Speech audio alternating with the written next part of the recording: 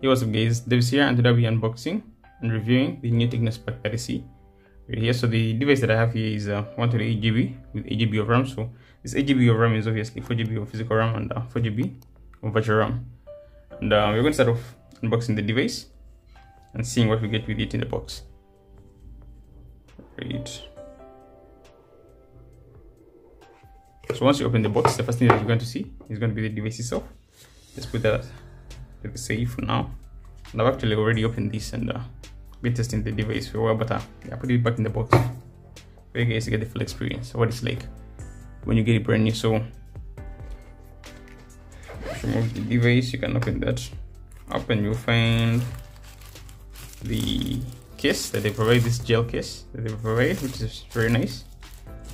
They're still providing those in the box. You get your 12 plus 1 month warranty as always. And you get your 18-watt fast charger. Really like that. Like the Tecno still providing these. I think most manufacturers have moved on. The likes of Samsung, they no longer provide chargers on all levels of devices. Yeah, so the other thing that you get is your USB-A to USB-C charging cable that you can also use for data transfer. And yeah, the other thing that you get lastly in the box is headphones right here. So yeah, looking at the connector, you can know that you still have the headphone jack on the device, so that's good. So you also get your ejector pin in the box. Right, so that's all for the stuff that you get in the box, and let's move on to the device itself. So taking a look at the device itself here, so it comes in this plastic wrap that Tecno always uses. The likes of Samsung moved on and started using paper, but Tecno still uses plastic. But yeah, you can just slide it off like that.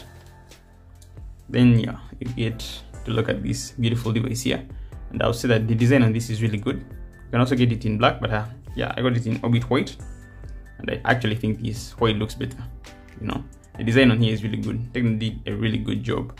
The device feels really good in the hand with these flat sides, inspired by the iPhone obviously.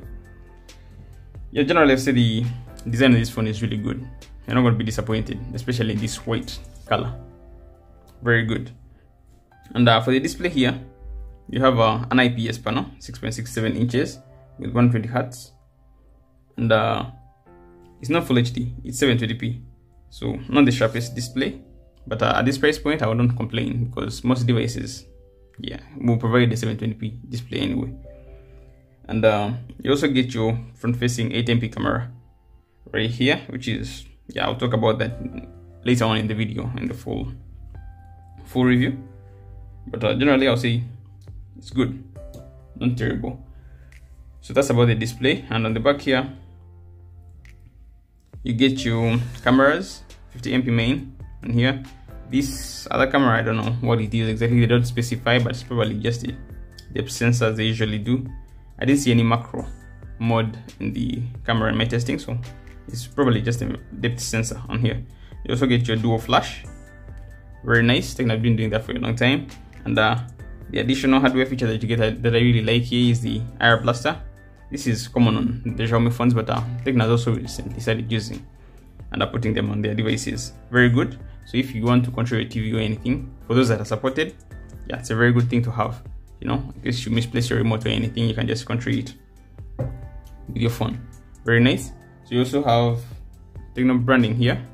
I have the Tecno branding here. Say Tecno Spark on the back. Very nice.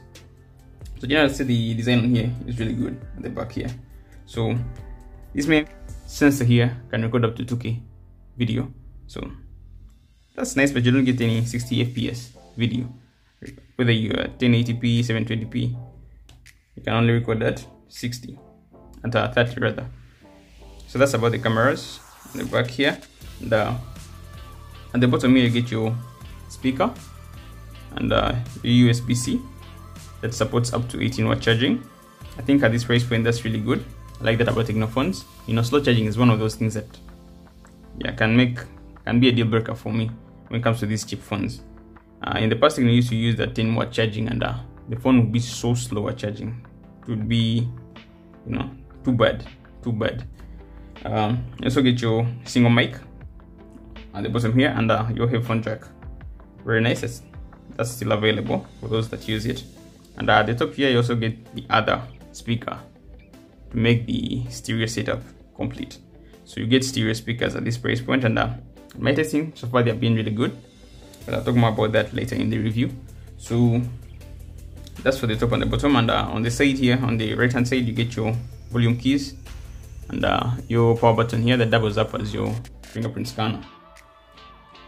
And on this left hand side here, you get your dual SIM tray that also allows you to use an SD card, and it's only a few phones that are actually providing this type of functionality anymore. Most phones now, you're either using an SD card with one SIM. You can't have both. You can't have dual SIMs and an SD card, but you can still do that with this Spark 30C. So that's very good from Tecno, and I think that's all about the hardware on the device. Maybe I'll talk about the battery. The battery is 5000 mAh, and as I said earlier, it supports 18-watt charging, which is very good. And for the processor, you have the MediaTek Helio G81. So yeah, you're not getting the best performance, but you have to remember the price at which you're buying this phone. And I think that's about the hardware of the device. We can now move on to the review section of this video. So for the review, I'm going to be talking about the pros and cons of this device, the things that I've liked and things that I didn't really like in my time using it. And I'm going to start off with the good stuff, the pros. So the first thing that I really like about this device is this design, which as you guys can see, as I said from the beginning, the design on this one is really good. And it doesn't look like a phone that costs the money it costs, under 120 USD. You can easily mistake it for a more expensive device, and it does feel good in the hand as well. So for the design, I really like that. You also get a punch hole camera.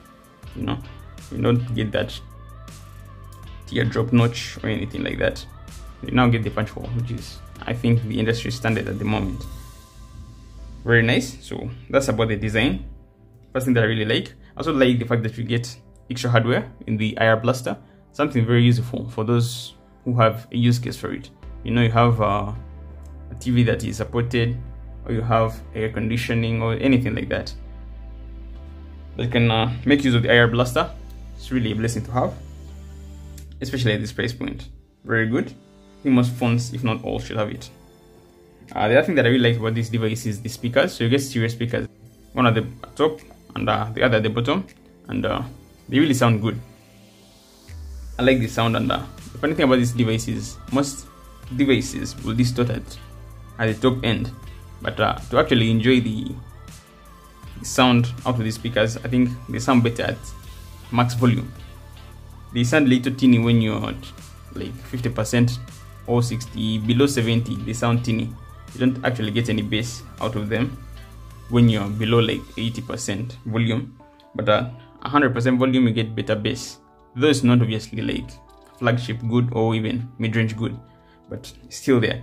At full volume you can get some bass at least out of these stereo speakers, and they're actually very loud as well. So that's a very good thing to have here, and that will make media consumption really enjoyable on this device.